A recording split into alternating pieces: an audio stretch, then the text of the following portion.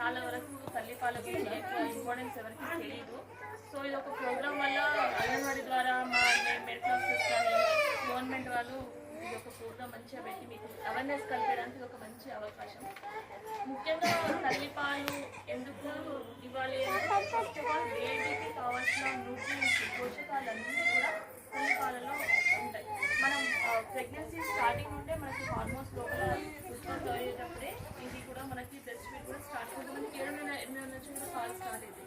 ఆ పాలు వల్ల మనకి బేబీకి అందాల్సిన న్యూట్రియంట్స్ సరిపడా న్యూట్రియంట్స్ అన్ని బ్రెస్ట్ మిల్క్తోనే బేబీకి న్యాచురల్ షుగర్ లాక్టోస్ అని ఉంటుంది.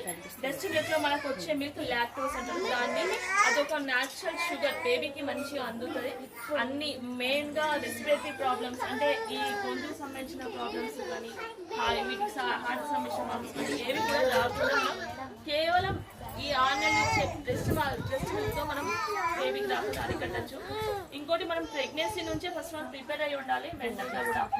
ఈ మేడం కూడా చెప్పారు ఇందాక, నిజంగా మెంటల్గా ఫస్ట్ బాగుండాలి. ఎందుకంటే మెంటల్గా లేకపోతే ఏది కూడా కరెక్ట్గా మనకు ఏదో పట్టినట్టుగా తినడం, ఏదో ఎప్పుడో ఆలోచన పెట్టుకొని అట్లా ఎప్పుడు కూడా ఉండదు. మనస్ఫూర్తిగా ఏది చేసినా మనస్ఫూర్తిగా మొత్తం బేబీ అది కరెక్ట్ కాదు. ఎందుకంటే బేబీకి ఇక్కడ బయట ఉంటుంది, చాలా సన్నగా ఉంటుంది, న్యారో ఉంటుంది, వాళ్ళకి మింగడానికి కష్టం అవుతుంది. మీరు పడుకొని ఇస్తే మింగడం ఇబ్బంది అవుతుంది. మీరు ఎప్పుడు కూడా చక్కగా ఒరిగి ఏదో కూర్చొని ఒక బేబీ ఏదైనా చిన్నపిల్లలు 6 నెలల లోపు ఏమైనా నేను చూపిస్తా పొజిషన్ కూడా ఆ బేబీని